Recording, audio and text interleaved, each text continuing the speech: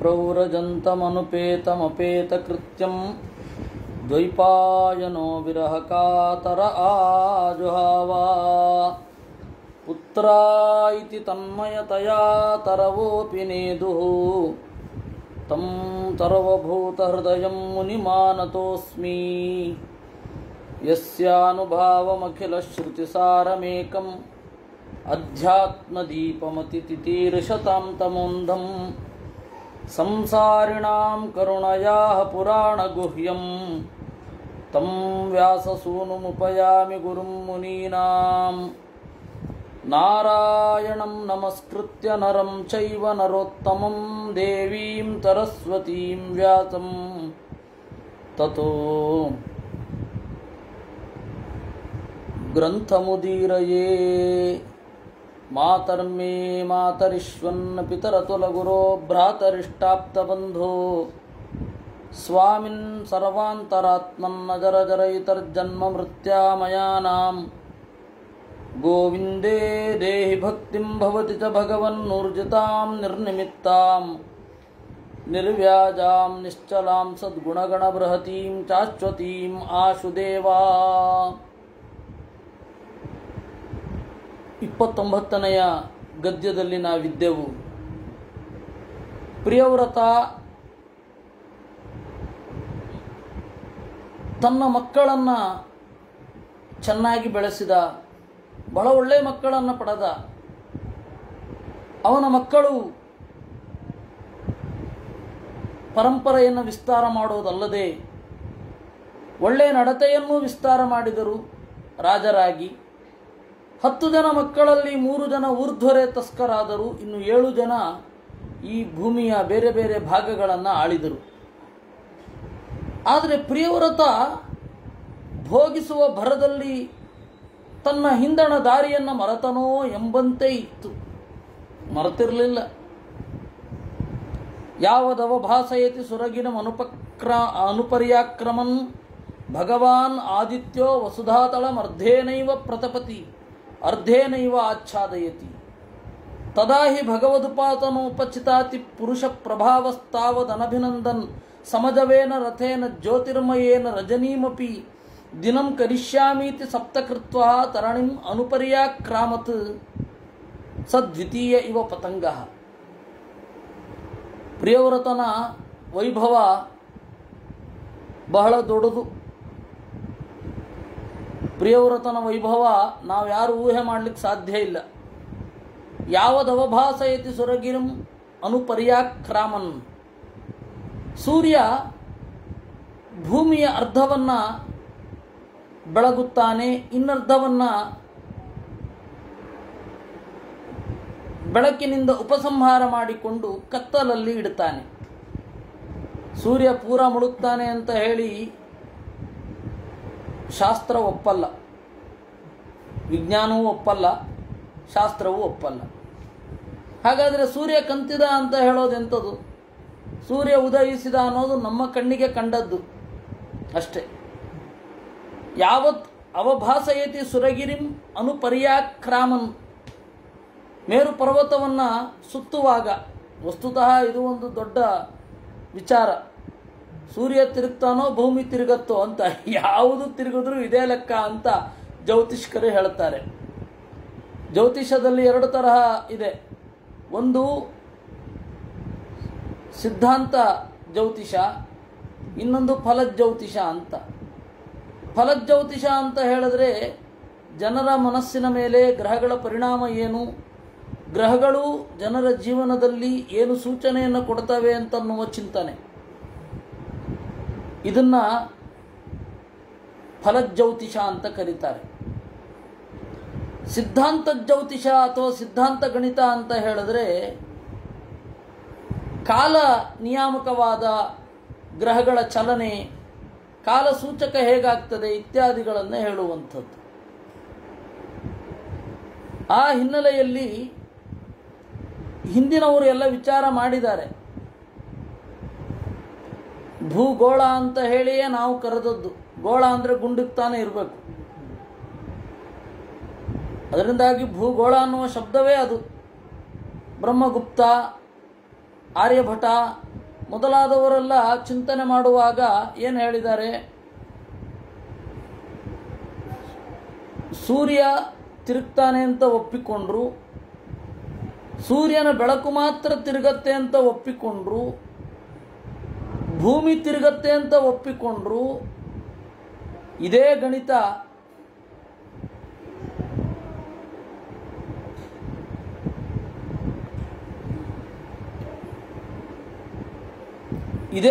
ಲೆಕ್ಕಕ್ಕೆ ಬರೋದು ಹೇಳ್ತಾರೆ. ಏನು ಮಾಡಿದ್ರು ಇದೆ. ಹೀಗಾಗಿ ಸೂರ್ಯ ಪೂರ ಕಿರಣಗಳನ್ನು ಯಾವಾಗಲೂ ಆಕ್ಟಿವ್ ಆಗಿ ಇಟ್ಟಿರಲ್ಲ. ಈ ಭೂಭಾಗದಿಂದ ಕೆಲವು ಕಿರಣಗಳನ್ನು ಉಪಸಂಹಾರ ಮಾಡಿಕೊಳ್ತಾನೆ. ಆ ಭೂಭಾಗ ಕತ್ತಲು, ರಾತ್ರಿ ಆಗ್ತದೆ. ಆ ಭೂಭಾಗದಲ್ಲಿ ರಾತ್ರಿ ಇರುತ್ತೆ. ಇನ್ನೊಂದು ಭೂಭಾಗದಲ್ಲಿ ಬೆಳಕು ಬೀರ್ತಾನೆ, ಅದು ಬೆಳಗ್ಗೆ ಅಂತ ಕರೆಸಿಕೊಳ್ಳಲ್ಪಡುತ್ತದೆ. ಹೀಗಾಗಿ ಸೂರ್ಯನೇ ಎರಡಕ್ಕೂ ಕೂಡ ಕಾರಣ ಅಂತ. ಅರ್ಧೇನೈವ ಪ್ರತಪತಿ ಅರ್ಧೇನೈವ ಆಚ್ಛಾದಯತಿ ತದಾ ಹಿ ಭಗವದುಪಾತನ ಉಪಚಿತ ಅತಿಪುರುಷ ಪ್ರಭಾವ. ಪ್ರಿಯವ್ರತನಿಗೆ ಆ ಕತ್ತಲನ್ನು ಸಹಿಸಲಿಕ್ಕೆ ಆಗ್ತಾ ಇರಲಿಲ್ಲ. ತಾನೊಂದು ರಥವನ್ನು ಏರಿ ಬೆಳಕು ಬೀರ್ತಾ ರಜನೀಮಪಿ ದಿನಂ ಕರಿಷ್ಯಾಮಿ, ರಾತ್ರಿಯನ್ನು ಕೂಡ ಹಗಲು ಮಾಡುತ್ತೇನೆ ಅಂತ ಹೇಳ್ತಾ ಸಪ್ತಕೃತ್ವ 7 ಬಾರಿ ತರಣಿಂ ಅನುಪರ್ಯಾಕ್ರಾಮತ್, ಸೂರ್ಯನನ್ನು ಸುತ್ತುವರಿದ ಅಂತೆ. ಈ 7 ಬಾರಿ ಅಂತನ್ನೋದು ಬಹಳ ವಿಶಿಷ್ಟವಾದ ಒಂದು ಸಂಖ್ಯೆ. ಜ್ಯೋತಿರ್ವರ್ಷಗಳ ವೇಗ ಮತ್ತೆ ಈ ಲೈಟ್ನಿಂಗ್ ಇಯರ್ ಅಂತ ಏನು ಹೇಳ್ತಾರೆ ಅದು, ಮತ್ತೆ ಈ ಸಂಚಾರ ಏನೋ ಸಿಮಿಲಾರಿಟಿ ಇದ್ದ ಹಾಗಿದೆ, ನಮಗೇನು ಗೊತ್ತಾಗ್ತಾ ಇಲ್ಲ. ಅನುಪರ್ಯಾಕ್ರಾಮತ್ ದ್ವಿತೀಯ ಇವ ಪತಂಗ, ಇನ್ನೊಬ್ಬ ಸೂರ್ಯನೋ ಎಂಬಂತೆ. ಯಾವ ಇಹ ತದ್ರಥ ಚರಣ ನೇಮಿ ಕೃತ ಪರಿಖಾಹ ತಾಹ ಸಪ್ತ ಸಿಂಧವಃ ಆಸನ್ ಯತ ಏವ ಕೃತ ಸಪ್ತಭುವೋ ದ್ವೀಪಾಹ. ಆ 7 ಬಾರಿ ತಿರುಗಿದಾಗ 7 ದ್ವೀಪಗಳಾದವು. ಹೇಗಾಯಿತು? ತದ್ರಥ ಚರಣ ನೇಮಿಕೃತ ಪರಿಖಾಹ, ಪ್ರಿಯವ್ರತನ ರಥದ ಚಕ್ರದ ಕಡಾಣಿ ಅಂತ ಏನು ಹೇಳ್ತಾರೆ ಅಂದರೆ 2 ಚಕ್ರಗಳನ್ನು ಬೆಸೆಯುವಂತಹ ಉದ್ದವಾದ ದಂಡ, ಅದು ಒಂದು ಸ್ವಲ್ಪ ಚಕ್ರದ ಆಚೆಗೂ ಚಾಚಿರುತ್ತೆ. ಆ ಚಕ್ರ ಅನ್ನೋದು ಹೋಗ್ತಾ ಇರುವಾಗ ಆ ಉಳಿದ ಭಾಗ ಇರುತ್ತಲ್ಲ, ಅದು ತಿರುಗಿ 7 ದ್ವೀಪಗಳಾಯಿತು ಅಂತ ನಂಬೋ ಮಾತಾ?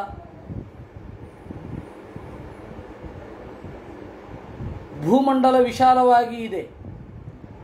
ಭೂಮಂಡಲವನ್ನು 7 ದ್ವೀಪಗಳಲ್ಲಿ ವಿಭಾಗ ಮಾಡಿದ್ದಾರೆ. 7 ನಡುಗಡ್ಡೆಗಳು.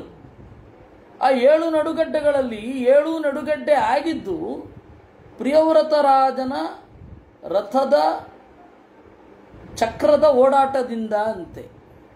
ಕಡಾಣಿತ್ತಾಗಿ 7 ನಡುಗಡ್ಡೆಗಳು ಸಪರೇಟ್ ಆಯ್ತಂತೆ. ಏನು ಮಾತನಾಡ್ತೀರ ನೀವು ಅಂತ. ಅದಕ್ಕೆ ಮಧ್ವಾಚಾರ್ಯರು ಹೇಳಿದರು, ಪೂರ್ವಸೃಷ್ಟಾನ್ ರಥಾವೃತ್ಯ ಸ್ಥೂಲಾನ್ ಚಕ್ರೇ ಪ್ರಿಯವ್ರತಃ ಸಮುದ್ರಾನ್ಸ್ತೆ ನ ತತ್ಕರ್ಮೇ ತ್ಯಾಹು ಏನಂ ಪ್ರಿಯವ್ರತಂ ಇತಿ ಗಾರುಡೆ. ಅದರ ಸ್ಫುಟವಾದ ಅರ್ಥವನ್ನು ಆಚಾರ್ಯರು ಹೇಳಿದರು. ಸಪ್ತದ್ವೀಪಗಳನ್ನು ಅವನು ಮಾಡಿಲ್ಲಪ್ಪ, ಪುರಾಣದ ಪರಿಭಾಷೆ ಅದು. ಸಪ್ತದ್ವೀಪಗಳ ಗಡಿರೇಖೆ ಅವನ ರಥದ ಓಡಾಟದಿಂದ ಸ್ಪಷ್ಟ ಆಯಿತು ಅಷ್ಟೇ ಅಂತ. ನಾವು ಭಾಗವತ ನೋಡಿ 7 ದ್ವೀಪಗಳೇ ಆಯಿತು ಅಂತ ನಾವು ಅಂದುಕೊಂಡ್ವಿ. 7 ದ್ವೀಪಗಳಾಗಲಿಲ್ಲ, ದ್ವೀಪಗಳಿಗೆ ಗಡಿಯಾಯಿತು. ಅಂದರೆ ಇದು ಈ ದ್ವೀಪ,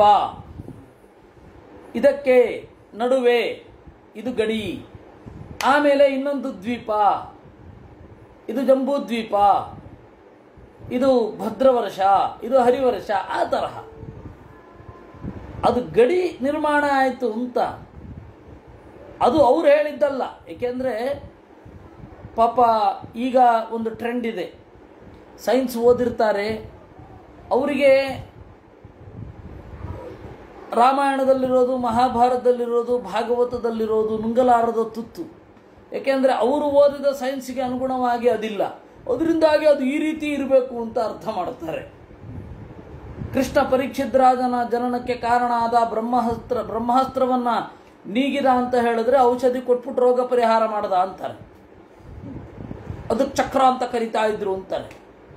ಹನುಮಂತ ಕಡಲನ್ನು ಹಾರಿದ ಅಂತಂದರೆ ಅವನ ಇದು ಬಾಲದಲ್ಲಿ ಪ್ರೊಫೆಲ್ಲರ್ ಇತ್ತು, ಅದಕ್ಕೆ ಅವನು ಹಾರಿದಾಗ ಆ ಪ್ರೊಫೆಲ್ಲರ್ ತಿರುಗಿಬಿಟ್ಟು ಸಮುದ್ರ ದಾಟಿದ, ಏನೇನೋ ಹೇಳ್ತಾರೆ. ಪಾಪ ಅವರ ಶ್ರದ್ಧೆಗೆ ನಮ್ಮ ಒಂದು ಸಹಾನುಭೂತಿ ಇದೆ. ಕಾರಣ ಏನು ಅಂದರೆ ಅವ್ರಿಗೆ ಶ್ರದ್ಧೆ ಇದೆ.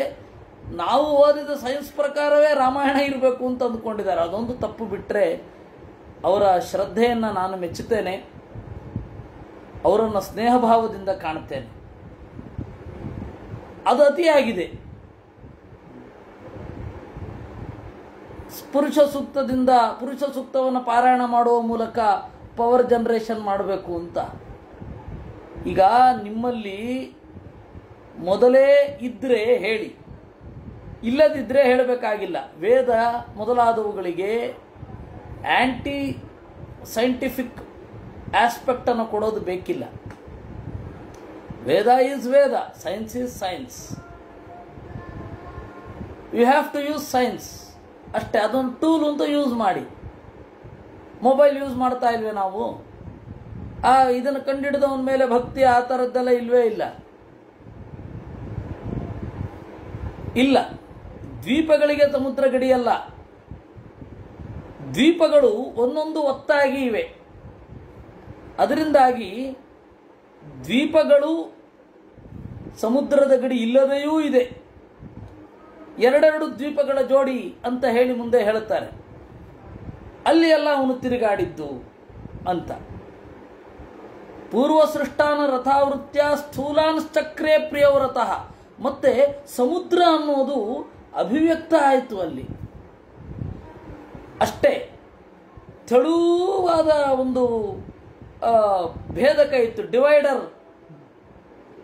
ಡಿವೈಡರ್ ಏನಿತ್ತು, it was invisible, he made visible. ಪ್ರಿಯವ್ರತನ ಇದು ಒಂದು ವಿಸಿಬಲ್ ಆಯಿತು, ಸ್ಥೂಲಾಂಶ್ಚಕ್ರೆ. ಅದರಿಂದಾಗಿ ಪ್ರಿಯವ್ರತ ಸೃಷ್ಟಿ ಮಾಡಿದ ಅಂತ ಅಲ್ಲ ಅಂತ ಹೇಳ್ತಾರೆ. ಪ್ರಿಯವ್ರತ ಸೃಷ್ಟಿ ಮಾಡಿದ್ದಲ್ಲ. ಅದೇ ಹೇಳಿದ್ನಲ್ಲ, ಒಂದು ಸೈನ್ಸಿನ ಬಗ್ಗೆ ತಲೆ ಕೆಡಿಸಿಕೊಳ್ಳದೆ, ಅದರ ಬಗ್ಗೆಯೂ ಯೋಚನೆ ಮಾಡದೆ ಪುರಾಣವನ್ನು ಹಾಗೆ ಚಿಂತನೆ ಮಾಡುವವರು ಒಂದು, ಸೈನ್ಸಿನ ಬಗ್ಗೆ ತಲೆ ಕೆಡಿಸ್ಕೊಂಡು ಈ ತರಹ ಏನೇನೋ ಸೈನ್ಸನ್ನು ತಮಗೆ ತಿಳಿದದ್ದನ್ನು ಹೇಳೋದು ಇನ್ನೊಂದು. ಅದು ಎರಡೂ ಕೂಡ ಅತಿರೇಕ ಅಂತ. ಕೆಲವೊಂದು ಎಲ್ಲಿ ಅವ್ರಿಗೆ ಈ ಪದಕ್ಕೆ ಅರ್ಥ ಇರುತ್ತಲ್ವ, ಅಲ್ಲಿ ಎಲ್ಲಿ ಪರಿಷ್ಕಾರ ಹೇಳಿದ್ದಾರೆ ಹಿಂದಿನವರು ಅದನ್ನು ಒಪ್ಪ್ರಿ. ಯಾಕೆಂದರೆ ಹಿಂದಿನ ವ್ಯಾಖ್ಯಾನಕಾರರು ಅದನ್ನು ಯೋಚನೆ ಮಾಡದೇ ಇಲ್ಲ. ಇವಾಗ ಬೆಳಕಿನ ವೇಗದ ಬಗ್ಗೆ ಯೋಚನೆ ಮಾಡದೇ ಇಲ್ಲ. ಬೆಳಕಿನ ವೇಗದ ಬಗ್ಗೆ ಯೋಚನೆ ಮಾಡಿದ್ದಾರೆ ಅಂತಂದ ಕೂಡಲೇ ಅಥರ್ವವೇದದಲ್ಲಿ ಬಸ್ ಹೇಳಿದ್ದಾರೆ, ಬಸ್ ಮಾಡುವ ಟೆಕ್ನಾಲಜಿ ಹೇಳಿದ್ದಾರೆ ಅನ್ನೋದು ಬೇಕಿಲ್ಲ. ಆಗಿನ ಸುಖಕ್ಕೆ ಅದು ಅವಶ್ಯಕತೆ ಇರಲಿಲ್ಲ ಅಷ್ಟೇ. ಮನುಷ್ಯ ತನ್ನಗೆ ಸುಖವಾಗಿ ಇರಲಿಕ್ಕೆ ಏನೇನು ಯಂತ್ರಗಳನ್ನು ತಯಾರಿಸ್ಕೋಬೇಕೋ ಅದರಲ್ಲಿ ಯಾವತ್ತೂ ಹಿಂದೆ ಬಿದ್ದಿಲ್ಲ. ಆ ಭ್ರಮೆ ತೆಗೆದುಬಿಡಿ. ಆಯಾ ಕಾಲದಲ್ಲಿ ಆಯಾ ಏನೋ ಟೆಕ್ನಾಲಜಿ ಇರುತ್ತೆ, ಅದು ಈಗ ಇರಬೇಕು ಅಂತ ಹೇಳೋದು ಅಸಂಗತ. ಮುಂದೆ ಇದೇ ಟೆಕ್ನಾಲಜಿ ಮುಂದೆ ಉಳಿಯುತ್ತೆ ಅಂತ ಹೇಳೋದು ಅಸಂಗತ. ಅದರಿಂದಾಗಿ ಟೆಕ್ನಾಲಜಿ ಇಸ್ ಟೆಕ್ನಾಲಜಿ, ಅದು ಟೂಲ್ ಥರ ಯೂಸ್ ಮಾಡಿ. ಒಳಗಿನ ಬೆಳವಣಿಗೆಗೆ ಫಿಲಾಸಫಿಯನ್ನು ಯೂಸ್ ಮಾಡಿ ಅಷ್ಟೇ. ಅದೆರಡು ಬೇರೆ ಬೇರೆಯದೇ ಆದ ಸಮಾಚಾರ, ಒಂದನ್ನೊಂದನ್ನು ಬೆರೆಸಬೇಡಿ. ಅದು ನಿಂಬೆಹಣ್ಣು ಮತ್ತು ಹಾಲನ್ನು ಬೆರೆಸ್ದ ಹಾಗಿರುತ್ತೆ, ಬೇಕಿಲ್ಲ. ಅದರಿಂದ ಆಚಾರ್ಯರು ಹೇಳಿದ್ದಾರೆ ಇಲ್ಲಿ. ಹಿಂದಿನವರು ಭಾಸ್ಕರಾಚಾರ್ಯರಾಗಿರಬಹುದು, ಬ್ರಹ್ಮಗುಪ್ತ ಇರಬಹುದು, ಆರ್ಯಭಟ ಆಗಿರಬಹುದು, ಎಲ್ಲರೂ ಕೂಡ ಕೆಲವೊಂದು ಪರಿಷ್ಕಾರಗಳನ್ನು ನಿರೂಪಣೆ ಮಾಡಿದ್ದಾರೆ. ಅದರಿಂದಾಗಿ ಇದ್ದ ಸಮುದ್ರದ ಗಡಿಯನ್ನು ಸ್ಥೂಲವಾಗಿ ಮಾಡಿದ ಅಂತ ನೋಡಿ. ಇನ್ನೊಮ್ಮೆ ಆ ಆಚಾರ್ಯರ ಮಾತು ಓದ್ತೇನೆ, ಮಧ್ವಾಚಾರ್ಯರ ಮಾತು. ಪೂರ್ವಸೃಷ್ಟಾನ್ ರಥ ಆವೃತ್ಯ ಸ್ಥೂಲಾನ್ಶ್ಚಕ್ರೇ ಪ್ರಿಯವ್ರತಃ. ಸ್ಥೂಲವನ್ನಾಗಿ ಮಾಡಿದೆ ಯಾವುದನ್ನ? ಸಮುದ್ರಾನ್.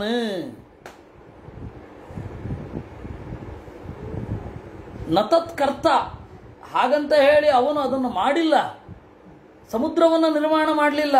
ಪ್ರಿಯವ್ರತ ಅಂತ ಹೇಳಿ ಪ್ರಿಯವ್ರತನ ಬಗ್ಗೆ ಹೇಳ್ತಾರೆ ಅಂತ ಗಾರುಡದಲ್ಲಿದೆ. ಇವತ್ತು ಗಾರುಡದಲ್ಲಿ ಸಿಗಲ್ಲ ಇದು,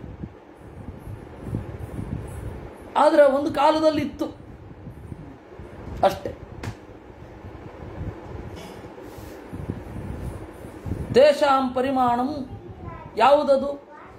ಸಪ್ತಭುವೋ ದ್ವೀಪಾ, 7 ದ್ವೀಪಗಳು ಅಂತಂದ್ರಿ. 7 ದ್ವೀಪಗಳು ಯಾವುದು?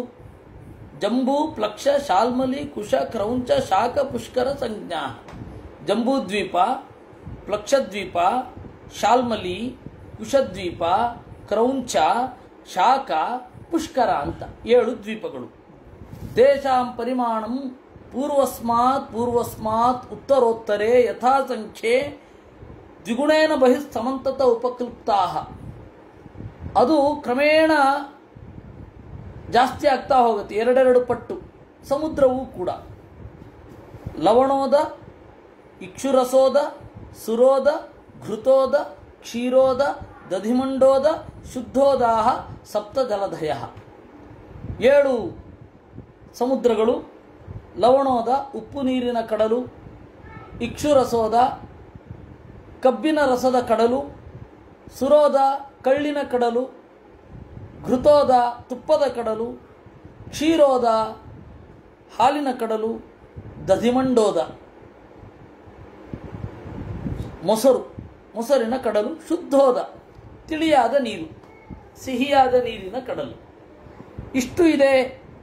ಸಪ್ತದ್ವೀಪ ಪರಿಖಾಹ ಅಭ್ಯಂತರ ದ್ವೀಪ ಸಮಾನ ಏಕೈಕಶೋ ಯಥಾನುಪೂರ್ವ್ಯಂ ಸಪ್ತಸ್ವಪಿ ಬಹಿರ್ದ್ವೀಪೇಷು ಪೃಥಕ್ ಪೃಥಕ್ ಪರಿತ ಉಪಕಲ್ಪಿತಾ. ಇದರಲ್ಲಿ ಮತ್ತೆ ಪ್ರಭೇದಗಳಿದೆ ಈ ದ್ವೀಪಗಳಲ್ಲಿ. ತೇಷು ಜಂವಾದಿಷು ಬರ್ಹಿಷ್ಮತೀಪತಿ ಅನುವೃತ್ತಾನ್ ಆತ್ಮಜಾನ್ ಆಗ್ನಿಧ್ರ ಇದ್ಮಜಿಹ್ವ ಯಜ್ವಿಬಾಹು ಹಿರಣ್ಯರೇತೋ ಘೃತಪೃಷ್ಠ ಮೇಧಾತಿಥಿ ವೀತಿಹೋತ್ರ ಸಂಜ್ಞಾನ್ ಯಥಾಸಂಖ್ಯಂ ಏಕೈಕಸ್ಮಿನ್ ಏಕೈಕಮೇವ ಅಧಿಪತಿಂ ವಿದಧೆ. ಈ 7 ದ್ವೀಪಗಳಿಗೆ ಬರ್ಹಿಷ್ಮತೀಪತಿಯಾದ ಪ್ರಿಯವ್ರತ ತನ್ನ 7 ಮಕ್ಕಳನ್ನು, 3 ಜನ ಸನ್ಯಾಸಿಗಳಾಗಿ ಹೋದರು, 7 ಜನ ಮಕ್ಕಳನ್ನು 7 ದ್ವೀಪಗಳಿಗೆ ಒಡೆಯರನ್ನಾಗಿ ಮಾಡಿದ. ದುಹಿತರಂ ಊರ್ಜಸ್ವತೀಂ ನಾಮ ಉಶನಸೆ ಪ್ರಾಯಚ್ಛತ್ ಯಸ್ಯಾಮಾಸೀತ್ ದೇವಯಾನಿ ನಾಮ ಕಾವ್ಯಸುತ. ಉಶನಸ್ ತನ್ನ ಮಗಳು ಊರ್ಜಸ್ವತಿಯನ್ನ ಶುಕ್ರಾಚಾರ್ಯರಿಗೆ ಕೊಟ್ಟ. ಅವರಿಬ್ಬರ ದಾಂಪತ್ಯದಲ್ಲಿ, ಊರ್ಜಸ್ವತಿ ಮತ್ತು ಶುಕ್ರಾಚಾರ್ಯರ ದಾಂಪತ್ಯದಲ್ಲಿ ಹುಟ್ಟಿದವಳು ದೇವಯಾನಿ. ನಿಮಗೆ ಮಹಾಭಾರತದಲ್ಲಿ ಕಚದೇವಯಾನಿಯ ವಿಸ್ತಾರವಾದ ಕಥೆ ಬರುತ್ತೆ. ಅಲ್ಲಿ ದೇವಯಾನಿಯ ತಾಯಿಯ ಹೆಸರನ್ನೇ ಹೇಳಲಿಲ್ಲ.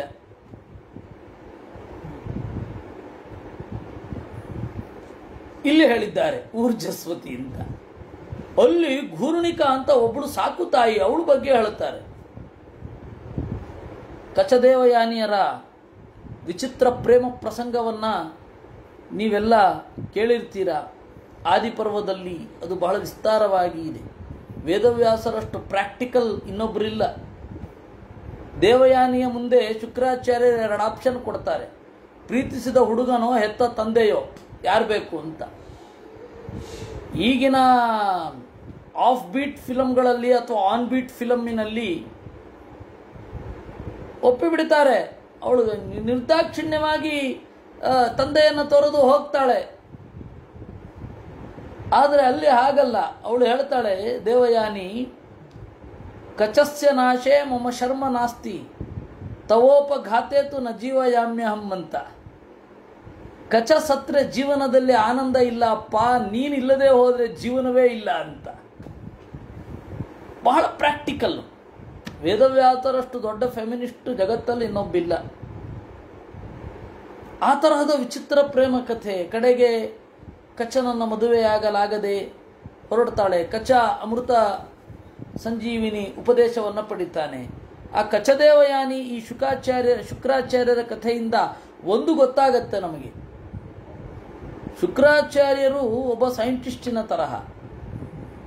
ಸೈಂಟಿಸ್ಟ್ ಕಂಡುಹಿಡಿದ, ಎಷ್ಟೇ ಶ್ರಮಪಟ್ಟು ಕಂಡುಹಿಡಿದ ಎಕ್ವಿಪ್ಮೆಂಟ್ಗಳನ್ನು ಉಪಯೋಗಿಸುವವರು ರಾಜಕಾರಣಿಗಳು ಅಥವಾ ವಾರ್ಮಾಂಗರ್ಸ್. ಸೈಂಟಿಸ್ಟ್ಗಳನ್ನು ಅವರು ಟೂಲ್ ಥರ ಬಳಸ್ಕೋತಾರೆ. ಅದು ಇವತ್ತಿಗೂ ಅವತ್ತಿಗೂ ಯಾವತ್ತಿಗೂ ಇರುವಂಥದ್ದು. ಹಾಗೆ ಬಳಸ್ಕೊಳ್ಳಿಕ್ಕೆ ಆಗಬಾರದು ಅಂತ ಯಾರೋ ಒಬ್ಬ ವಿಜ್ಞಾನಿ ವೈರಾಗ್ಯವನ್ನು ಹೊಂದಿ ಒಳಗಡೆ ಹೋಗಿ ನನ್ನ ಒಳಗಡೆ ನಾನು ನೋಡ್ಕೊಳ್ತೇನೆ ಅಂತ ಕೊಡ್ತಾನೆ ಅಷ್ಟೇ. ಯಾಕೆ ಬಂತು ಅಂದರೆ ದೇವಯಾನಿಯ ಮಗಳು ದೇವಯಾನಿ, ಅವಳಮ್ಮ ಊರ್ಜಸ್ವತಿ ಅನ್ನೋದು ಬಂತು. ಭಾರತವನ್ನು ನಾವು ಬಹಳ ಕ್ಷುಣ್ಣವಾಗಿ ನೋಡಬೇಕಾಗತ್ತೆ. ಅನೇಕ ಸಂಗತಿಗಳಿದೆ ಅದರಲ್ಲಿ. ನೈವಂ ವಿಧ ಪುರುಷಕಾರ ಉರುಕ್ರಮಸ್ಯ ಪುಂಸಾಂ ತದಂಘ್ರಿ ರಜಸಾಜಿತ ಷಡ್ಗುಣಾನಾಂ ಚಿತ್ರಂ ವಿದೂರ ವಿಗತ ಸಕೃದಾದದೀತ ಯನ್ನಾಮಧೇಯ ಮಧುನಾ ಸಜಹಾತಿ ಬಂಧಂ. ಇದೇನು ಪುರುಷ ಪ್ರಯತ್ನದಿಂದ ಆಗಿದ್ದಲ್ಲ. ಪ್ರಿಯವ್ರತನ ಸಾಧನೆ ಅನ್ನೋದಕ್ಕಿಂತ ದೇವರ ಸನ್ನಿಧಾನ ಅಂತನ್ನೋದು ಉತ್ತಮ ಅಂತ ಭಾಗವತದಲ್ಲಿ ಹೇಳ್ತಾರೆ. ನೈವಂ ವಿಧ ಪುರುಷಕಾರ ಉರುಕ್ರಮಸ್ಯ ಪುಂಸಾಂ ತದಂಗ್ರಿ ರಜಸಾಜಿತ ಷಡ್ಗುಣಾನಾಂ. ದೇವರ ಅಡಿದಾವರಗಳ ಮೇಲಿನ ಪ್ರೀತಿಯಿಂದ ಕಾಮಕ್ರೋಧಾದಿಗಳನ್ನು ಗೆದ್ದ ಪರಮಾತ್ಮನ ಭಕ್ತರಿಗೆ ಇದೇನು ಅಪರೂಪ ಅಲ್ಲ. ಚಿತ್ರಂ ವಿದೂರ ವಿಗತಃ ಸಕೃದಾದದೀತ ಯನ್ನಾಮಧೇಯ ಮಧುನಾ ಸಜಹಾತಿ ಬಂಧಂ. ದೂರದಲ್ಲಿ ಇರುವವ ಒಮ್ಮೆ ದೇವರ ಹೆಸರನ್ನು ನೆನಪಿಸಿಕೊಂಡ್ರೆ ತನ್ನ ಬಂಧವನ್ನು ತೊಡೆಯಬಲ್ಲ. ಇದು ಅತ್ಯಂತ ಅಚ್ಚರಿ. ಸಯೇವಂ ಅಪರಿಮಿತ ಬಲ ಪರಾಕ್ರಮ ಏಕದಾತು ದೇವಋಷಿ ಚರಣಾನು ಸೇವಯ ಅನುಪತಿತ ಗುಣ ವಿತರ್ಗ ತಂತರ್ಗೇಣ ಅನಿವೃತಮಿವ ಆತ್ಮಾನಂ ಮನ್ಯಮಾನ ಆತ್ಮನಿರ್ವೇದ ಇದಮಾಹ. ಅಪರಿಮಿತ ಬಲ ಪರಾಕ್ರಮ, ಈ ರೀತಿ ಎಣ ಇರದ ಬಲ ಪರಾಕ್ರಮಗಳಿರುವ ಪ್ರಿಯವ್ರತನು ಏಕದಾ ಒಮ್ಮೆ ದೇವಋಷಿ ಚರಣಾನು ಸೇವಯ ನಾರದರ ಸಂಘದಿಂದ ಅನುಪತಿತ ಗುಣ ವಿಸರ್ಗ ಸಂಸರ್ಗೇಣ ತನ್ನ ಜೀವನದಲ್ಲಿ ನಡೆದು ಬಂದ ಸತ್ವಗುಣ ರಜೋಗುಣ ತಮೋಗುಣಗಳ ಏರಿಳಿತವನ್ನು ತಟಸ್ಥನಾಗಿ ಕಂಡು ಅನಿರ್ವೃತಮಿವ ಆತ್ಮಾನಂ ಮನ್ಯಮಾನಃ, ನನಗೆ ಸ್ವರೂಪದ ಸುಖ ಸಿಕ್ಕಿಲ್ಲ ಅಂತ ಚಿಂತಿಸಿ ಆತ್ಮನಿರ್ವೇದ ವೈರಾಗ್ಯವನ್ನು ಹೊಂದಿ ಇದಮಾಹ ಹೀಗೆ ನುಡಿದ. ಅಹೋ ಅಸಾಧ್ವನುಷ್ಠಿತಂ ಯದಭಿನಿವೇಶಿತಃ ಅಹಮಿಂದ್ರಿಯೈಃ ಅವಿದ್ಯಾ ವಿರಚಿತ ವಿಷಯಾಂಧಕೂಪೆ ತದಲಮಲಂ ಮನುಷ್ಯವನಿತಾ ವಿನೋದ ಮೃಗಂ ಮಾಂ ಧಿಕ್ ಧಿಕ್ ಇತಿ ಗರ್ಹಯಾಂಚಕಾರ. ಅಯ್ಯೋ ಅಸಾಧ್ವನಿಷ್ಠಿತಂ, ನನ್ನ ಆಚರಣೆ ಸರಿಯಾಗಿ ಇರಲಿಲ್ಲ. ಯದಭಿನಿವೇಶತಃ, ನನ್ನ ದುರಾಗ್ರಹದಿಂದ ಅಜ್ಞಾನಕ್ಕೆ ಸಿಲುಕಿ ಈ ಕತ್ತಲ ಬಾವಿಯಲ್ಲಿ ಕಳೆದೆ, ಸಾಕಾಯ್ತು ಇನ್ನು ಅಂತ ಹೇಳಿ ತನ್ನನ್ನು ಬೈದುಕೊಂಡ. ಪರದೇವತಾ ಪ್ರಸಾದಾತ್ ಅಧಿಗತ ಆತ್ಮ ಪ್ರತ್ಯಮವರ್ಚನ ಪರಿನಿರ್ವೃತ ಸ್ವಪುತ್ರೇಭ್ಯ ಇಮಾಂ ಗಾಂ ಯಥಾಧಾಯಂ ವಿಭಜ್ಯ ಭುಕ್ತ ಭೋಗಾಂಚ ಮಹಿಷಿ ಮೃತಕಮಿವ ಸಹ ಮಹಾವಿಭೂತಿಮಪಹಾಯ ಸ್ವಯಂ ನಿಹಿತ ನಿರ್ವೇದೋ ಹೃದಯ ಗೃಹೀತ ರುಚಿರ ಹರಿವಿಹಾರಾನುಭಾವೋ ಭಗವತೋ ನಾರದಸ್ಯ ಪದವೀಂ ಅನುಸಸಾರ. ಪರಮಾತ್ಮನ ಒಲುಮೆಯಿಂದ ಆತ್ಮ ಪ್ರತ್ಯಮವರ್ಷನ ಪರಿನಿರ್ವೃತ, ಈಗಾದರೂ ತಿಳಿದುಕೊಂಡೆನಲ್ಲ ಅಂತ ಸಂತಸಗೊಂಡು ತನ್ನ ಮಕ್ಕಳಿಗೆ ಭೂಮಿಯನ್ನು ಯಥಾದಾಯಂ ಅವರಿಗೆ ಬರಬೇಕಾದದ್ದನ್ನು ಹಂಚಿ ತನ್ನ ಹೆಂಡತಿಯನ್ನು ರಾಜ್ಯವನ್ನು ತೊರೆದು ನಿಹಿತ ನಿರ್ವೇದ ಹೃದಯದಲ್ಲಿ ವೈರಾಗ್ಯವನ್ನು ಇಟ್ಟುಕೊಂಡು ಪರಮಾತ್ಮನ ಅಡಿಗಳಲ್ಲಿ ಧ್ಯಾನದಿಂದ ವಿಹಾರ ಮಾಡಲು ಬಯಸಿ ನಾರದರ ದಾರಿಯನ್ನು ಹಿಡಿದು ಹೋದ. ತಸ್ಯ ಹವಾ ಏತೇ ಶ್ಲೋಕಾಹ, ಈ ಹಾಡುಗಳು ಅವನ ಬಗೆಗೆ ಇವೆ ಅಂತಾರೆ ವೇದವ್ಯಾಸರು. ಅತ್ಯಂತ ಹಳೆಯ ಕಥೆಯಿಂದ ಪುರಾಣ ಅದು ಪದೇ ಪದೇ ಪರಿಷ್ಕೃತವಾಗುವಂಥದ್ದು. ಅದನ್ನು ವೇದವ್ಯಾಸರು ಮಾತ್ರ ಮಾಡಬೇಕು, ನಾವೆಲ್ಲ ಅಲ್ಲ. ವೇದವ್ಯಾಸರು ಆ ದಿನಮಾನಗಳಿಗೆ ಹತ್ತಿರವಾದ ಕಥೆಯನ್ನು ನಮಗೆ ಕೊಡ್ತಾರೆ ಉಪಾಸನೆಗೆ ಅನುಕೂಲವಾಗಿ. ದಿನಮಾನಗಳಿಗೆ ದೂರವಾದದ್ದನ್ನು ಸಂಕ್ಷೇಪವಾಗಿ ಕೊಡ್ತಾರೆ, ತಿಳಿಯಲೇಬೇಕು ಅಂತ ಇರೋದನ್ನು. ಅದರಲ್ಲಿ ಹೀಗೆ ಹಾಡ್ತಾ ಇದ್ದ ಹಾಡುಗಳು ಏನಂತ, ಪ್ರಿಯವ್ರತ ಕೃತಂ ಕರ್ಮ ಕೋನು ಕುರ್ಯಾದ್ವಿನೇಶ್ವರಂ ಯೋ ನೇಮಿ ನಿಮ್ನೈರಕರೋತ್ ಛಾಯಾಂ ಜ್ಞನ್ ಸಪ್ತವಾರಿಧೀನ್. ಪ್ರಿಯವ್ರತ ಮಾಡಿದ ಕರ್ಮವನ್ನು ದೇವರನ್ನು ಮಾಡಿದ ಕರ್ಮವನ್ನು ಮಾಡಲಿಕ್ಕೆ ದೇವ್ರಿಗೆ ಬಿಟ್ಟು ಇನ್ಯಾರಿಗಾಗತ್ತೆ? ಯಾರ ರಥದ ಓಡಾಟದಿಂದ ದ್ವೀಪಗಳ ಗಡಿ ಗೊತ್ತಾಯಿತೋ, ಭೂ ಸಂಸ್ಥಾನಂ ಕೃತಂ ಯೇನ ಸರಿದ್ಗಿರಿವನಾದಿಭಿಃ ಸೀಮಾ ಚ ಭೂತಾ ನಿರ್ವೃತ್ಯೈ ದ್ವೀಪೇ ದ್ವೀಪೇ ವಿಭಾಗತಃ. ನದಿ, ಬೆಟ್ಟ, ಕಾಡು ಇವುಗಳಿಂದ ಕೂಡಿಕೊಂಡು ಭೂಮಿಯನ್ನು ವಿಭಾಗ ಮಾಡಿದ, ದ್ವೀಪದಲ್ಲಿ ಪರಸ್ಪರರನ್ನು ತಲುಪದಂತೆ ಮಾಡಿದ ಮನುಷ್ಯರ ಒಳಿತಿಗಾಗಿ. ಭೌಮಂ ದಿವ್ಯಂ ಮಾನುಷಂಚ ಮಹಿತ್ವಂ ಯೋಗ ಕರ್ಮಜಂ ಯಶ್ಚಕ್ರೇ ನಿರಯೌಪಮ್ಯಂ ಪೌರುಚಂತು ಜನಪ್ರಿಯಂ. ಒಬ್ಬ ಮನುಷ್ಯ ದೇವರ ಸನ್ನಿಧಾನವನ್ನು ಪಡೆದು ತಪಸ್ಸಿನಿಂದ ಭೂಲೋಕದ, ಮಾನುಷಲೋಕದ, ದಿವ್ಯಲೋಕದ ಎಲ್ಲ ಥರದ ವೈಭವವನ್ನು ಅನುಭವಿಸಬಹುದು ಅಂತ ತೋರಿಸಿಕೊಟ್ಟ. ಮನುಷ್ಯ ದೇಹದ ಸಾಧ್ಯತೆಗಳ ಬಗೆಗೆ ತಿಳಿಸಿಕೊಟ್ಟ. ಯಶ್ಚಕ್ರೇ ನಿರಯೌಪಮ್ಯಂ ಪೌರುಷಂತು ಜನಪ್ರಿಯಂ. ಹೀಗೆ ಇತಿ ಶ್ರೀಮದ್ಭಾಗವತೆ ಪಂಚಮಸ್ಕಂಧೆ ಪ್ರಥಮೋಧ್ಯಾಯಃ. ಏವಂ ಪಿತರಿ ಸನ್ನಿವೃತ್ತೆ ತದನುಶಾಸನೆ ವರ್ತಮಾನ ಆಜ್ಞಿದ್ರಃ ಜಂಬುದ್ವೀಪೋಕಸಃ ಪ್ರಜಾಃ ಔರಸವತ್ ಧರ್ಮಂ ಅನವೇಕ್ಷಮಾಣಃ ಪರ್ಯಗೋಪಾಯತ್. ಈ ರೀತಿಯಾಗಿ ಪಿತರಿ ಸನ್ನಿವೃತ್ತೆ, ಪ್ರಿಯವ್ರತ ಹೋದ ಮೇಲೆ ತದನುಶಾಸನೆ ವರ್ತಮಾನ, ಅವನ ಅನುಶಾಸನದಲ್ಲಿ ಇರುವ ಆಜ್ಞಿಧ್ರ ಜಂಬುದ್ವೀಪದಲ್ಲಿರುವ ಪ್ರಜೆಗಳನ್ನು ಹೆತ್ತ ಮಕ್ಕಳಂತೆ ಕಾಪಾಡಿದ. ಸಕದಾಚಿತ್ ಪಿತೃಲೋಕ ಕಾಮಃ ಸುರವರ ವನಿತಾ ಕ್ರೀಡಾಚಲದ್ರೋಣ್ಯಾಂ ಭಗವಂತಂ ವಿಶ್ವಸೃಜಾಂ ಪತಿಂ ಆಹೃತ ಪರಿಚರ್ಯೋಪಕರಣ ಆತ್ಮೈಕಾಗ್ರ್ಯೇಣ ತಪಸಾ ಆರಾಧಯಾಂ ಬಭೂವ. ಒಂದು ಬಾರಿ ಅವನಿಗೆ ಅನ್ನಿಸಿತು, ಪಿತೃಲೋಕ ಕಾಮಃ, ನಮ್ಮ ಅಪ್ಪ ಪ್ರಿಯವ್ರತ ಹೋದ ದಾರಿಯಲ್ಲಿ ಹೋಗಿ ಪ್ರಿಯವ್ರತನ ಲೋಕವನ್ನು ನಾನು ಪಡಿಬೇಕು ಅಂತ ಅನ್ನಿಸಿತು. ಅವನೇನು ಮಾಡಿದ, ಎಲ್ಲ ದೇವತಾ ಸ್ತ್ರೀಯರು ಆಡುವಂತಹ ಬೆಟ್ಟದಲ್ಲಿ ತಪಸ್ಸಿಗೆ ಅಂತ ಕುಳಿತ. ತಪಸ್ಸಿನಿಂದ ಭಗವಂತನನ್ನು ಆರಾಧಿಸಿದ.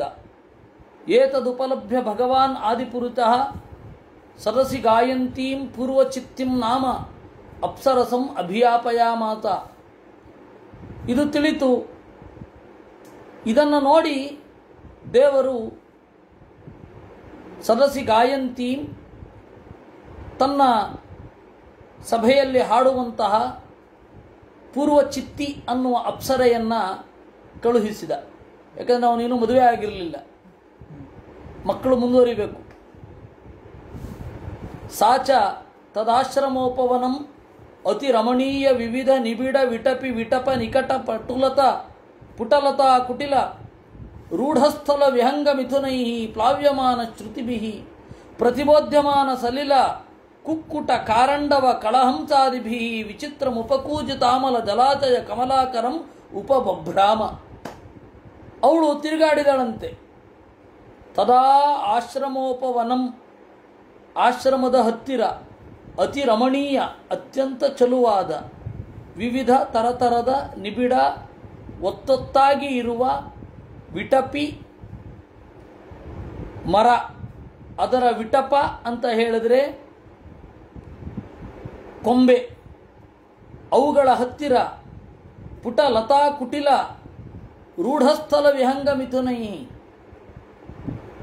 ಅದರ ಕೊಂಬೆಗಳಲ್ಲಿ ಗೂಡು ಮಾಡಿಕೊಂಡು ನೆಲೆಗೊಂಡ ಜೋಡಿ ಹಕ್ಕಿಗಳ ಇಂಪಾದ ದನಿಯಿಂದ ಮನೋಹರವಾಗಿರುವ ಸಲಿಲ ಕುಕ್ಕುಟ, ನೀರ್ಕೋಳಿ, ಕಾರಂಡವ, ಬಕದ ಪ್ರಭೇದ, ಕಳಹಂಸ, ಹಂಸಪಕ್ಷಿ ಮೊದಲಾದ ಪಕ್ಷಿಗಳ ಕೂಗು ಉಲಿವು ಇತ್ತು. ಅಲ್ಲಿಯೇ ಸುತ್ತ ಇರುವ ಸರೋವರದ ಸುತ್ತಲೂ ತಿರುಗಿದಳು. ಇವೆಲ್ಲ ನಂತರ ಇವತ್ತಿಗೂ ಇರುವಂಥದ್ದು, ನಂತರದ ಅಲಂಕಾರ ಶಾಸ್ತ್ರಗಳಲ್ಲಿ ಬಹಳ ಪ್ರಧಾನವಾಗಿ ವರ್ಣಿತವಾದದ್ದು. ಕಾಮ ಉದ್ರೇಕ ಆಗಬೇಕಾದ್ರೆ ಸುಂದರವಾದ ಒಂದು ಸ್ಥಳ ಇರಬೇಕು. ಅದನ್ನ ಉದ್ದೀಪನ ವಿಭಾವ ಅಂತ ಕರೀತಾರೆ. ಯಾರಿಗೆ ಆದರೆ ಚಂದ, ತರುಣ ವಯಸ್ಸಿನವರಿಗಾದರೆ ಚಂದ, ಮುದುಕರಿಗಾದರೆ ಅದು ಅಸಂಗತ. ಆಲಂಬನ ವಿಭಾವ ಅಂತ ಕರೀತಾರೆ. ಆಲಂಬನ ವಿಭಾವ ಮತ್ತು ಉದ್ದೀಪನ ವಿಭಾವ ಎರಡು ಒಂದಾಗಬೇಕು. ಆಲಂಬನ ಅಂದರೆ ಆಸರೆ, ಕಾಮದ ಭಾವನೆಗೆ ಆಸರೆ ಆಗಬೇಕಾದವರು ಚಿಕ್ಕ ಮಕ್ಕಳು, ಅಂದರೆ ತರುಣೀಯರು. ಇನ್ನು ಅವರಿಗೆ ಉದ್ದೀಪನ ಕಾಮಿಸುವ ಅಂತ ಇರಬೇಕಾದ್ರೆ ಈ ಸುಂದರವಾದ ಪರಿಸರ ಇರಬೇಕು. ಇದು ಗೊತ್ತಿಲ್ಲ, ಈ ಆಲಂಬನ ವಿಭಾವ ಉದ್ದೀಪನ ವಿಭಾವ ಏನು ಗೊತ್ತಿಲ್ಲ ನಿರ್ದೇಶಕರಿಗೆ. ಆದರೂ ಕೂಡ ಬಡವಿಯ ಕಥೆ ಒಂದು ಫಿಲ್ಮು, ಅದರದ್ದು ಸಾಂಗ್ ಶೂಟಿಂಗ್ ಮಾತ್ರ ಡ್ರೀಮ್ ಸಾಂಗ್ ಅಂತ ಒಂದು ಶೂಟಿಂಗ್. ಅದರಲ್ಲಿ ಸುತ್ತಮುತ್ತ ಜನ ಏನು ಯಾವುದೋ ಫಾರಿನ್ ಲೊಕೇಶನ್ನೇ ಆಗಬೇಕು, ಬಹಳ ಸುಂದರವಾದ ಪರಿಸರ ಇರಬೇಕು ಅಂತ ಆ ಥರ ಎಲ್ಲ ಮಾಡಿಬಿಡ್ತಾರೆ. ಕಾರಣ ಏನು ಅಂದರೆ ಇದು ಎಲ್ಲೋ ಒಂದು ಕಡೆ ಮೂಲೆಯಲ್ಲಿ ಕೂತಿದೆ. ಅವರಿಗೆ ಎರಡು ಇರಬೇಕು, ಉದ್ದೀಪನ ವಿಭಾವ ಮತ್ತು ಆಲಂಬನ ವಿಭಾವ ಅಂತ. ಆ ತರಹದ ಉದ್ದೀಪನ ವಿಭಾವ ಇದು ಇತ್ತು ಅಂತ ಗೊತ್ತಾಯಿತು. ಅವಳು ಬಂದು ತಸ್ಯಾಹ ಸುಲಲಿತ ಪದವಿನ್ಯಾಸ ಗತಿ ವಿಲಾಸೇನ ಅನುಪದಂ ಖಣಖಣಾಯಮಾನ ರುಚಿರ ಚರಣಾಭರಣ ಸ್ವನಮುಪಾಕರಣಿ ನರದೇವ ಕುಮಾರ ಸಮಾಧಿ ಯೋಗೇನ ಆಮೀಲಿತ ನಯನ ನಳಿನ ಮುಕುಲ ಯುಗಳ ಮೀಚತ್ ವಿಕಚಯ್ಯ ಆಚಷ್ಟ. ತಸ್ಯಾಹ ಅವಳ ಸುಲಲಿತ ಚಂದದ ಪದವಿನ್ಯಾಸ, ಹೆಜ್ಜೆಯ ನಡೆ ಮೊದಲಾದ ಭಾವನೆಯಿಂದ ಪ್ರತಿ ಪದವೂ ಕೂಡ ಖಣಖಣಾಯಮಾನ ಝಲ್ ಝಲ್ ಅಂತ ಇರುವ ರುಚಿರ ಚಂದದ ಚರಣಾಭರಣ ಗೆಜ್ಜೆಯ ಸ್ವನಂ ಸದ್ದನ್ನು ಉಪಾಕರ್ಣ್ಯ ಕೇಳಿ ನರದೇವ ಕುಮಾರ. ಆ ಹುಡುಗ ಯಾರು? ಆಗ್ನಿಧ್ರ ರಾಜಕುಮಾರ. ಸಮಾಧಿಯೋಗೇನ ಆಮೀಲಿತ ನಯನ ಮುಕಳಂ, ಧ್ಯಾನ ಮಾಡ್ತಾ ಇದ್ದವನು ಕಣ್ತೆಗೆದ. ಸಮಾಧಿಯೋಗೇನ ಆಮೀಲಿತ ನಯನ ನಳಿನ ಮುಕಳ ಯುಗಳಂ, ಆಮೀಲಿತ ಮುಚ್ಚಲ್ಪಟ್ಟ ನಯನ ನಳಿನ ಕಣ್ಣೆಂಬ ತಾವರೆಯ ಜೋಡಿ ಎಸಳುಗಳನ್ನು ಈಶತ್ ವಿಕಚಯ್ಯ ಸ್ವಲ್ಪ ತೆಗೆದು ನೋಡಿದ. ತಾಮೇವ ಅವಿದೂರೇ ವಿಲೋಕ್ಯ ಮಧುಕರೀಮಿವ ಸುಮನತ ಉಪಜಿಘ್ರಂತೀಂ ದಿವಿಜ ಮನುಜ ಮನೋನಯನಾಹ್ಲಾದ ದುಘೈಹಿ ಗತಿ ವಿಹಾರ ವಿನಯ ವಿಲೋಕನ ಸುಸ್ವರಾಕ್ಷರಾವಯವೈಹಿ ಮನಸ್ಸಿ ನೃಣಾಂ ಕುಸುಮಾಯುಧಸ್ಯ ವಿದಧತೀಂ ವಿವರಂ. ಅವಳನ್ನು ನೋಡಿದ. ಹೇಗೆ? ಮಧುಕರೀಮಿವ ಸುಮನಸ ಉಪಜಿಘ್ರಂತೀಂ. ಹೂವನ್ನು ಅವನು ನೋಡಿದಾಗ ಹೂವನ್ನು ಹೀಗೆ ಹಿಡ್ಕೊಂಡಿದ್ಲು. ಯಾರೋ ಒಬ್ಬಳು ಸೌಂದರ್ಯವನ್ನು ಮೋಹಿಸಿ ತನ್ನದಾಗಿಸಿಕೊಳ್ಳಬೇಕು ಹೂವಿನ ಸೌಗಂಧ್ಯ ಅಂತ ಬಲಾತ್ಕಾರವಾಗಿ ಕಿತ್ತುಕೊಳ್ಳುವಂತೆ ಇರಲಿಲ್ಲ. ದುಂಬಿಯೊಂದು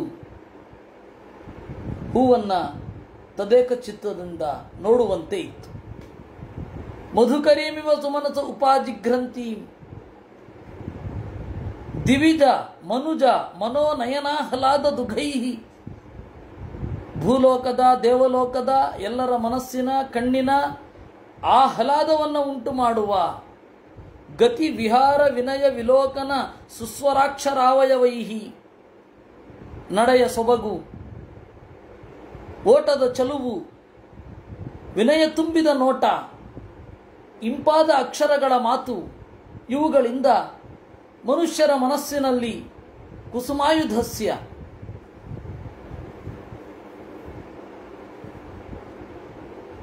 ಮನ್ಮಥನ ಅವಕಾಶವನ್ನು ಎಲ್ಲರಲ್ಲಿ ಮಾಡ್ತಾ ಇದ್ಲು ಅಂತ ಅವಳನ್ನು ನೋಡಿದ.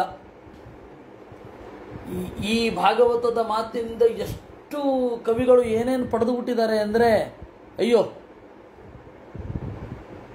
ನನಗೆ ಅಲಂಕಾರ ಅಂದರೆ ಬೋರ್ ಆಗ್ತಾ ಇತ್ತು ಕೆಲವು ದಿವಸಗಳ ಹಿಂದೆ. ಚಿಕ್ಕಂದಿನಲ್ಲಿ ಪಾಠ ಮಾಡಿದ್ದಿದೆ ಅಲಂಕಾರ ಶಾಸ್ತ್ರವನ್ನು,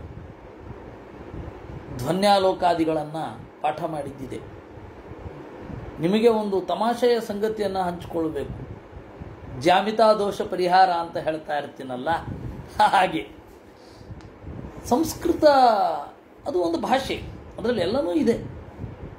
ಸಾಮಾನ್ಯ ಹೊರಗಡೆ ಜನರಿಗೆ ಸಂಸ್ಕೃತ ಅಂದರೆ ಜ್ಯೋತಿಷ. ನಿಮಗೆ ಜ್ಯೋತಿಷ ಬರಲ್ವಾ? ಬರಲ್ಲ.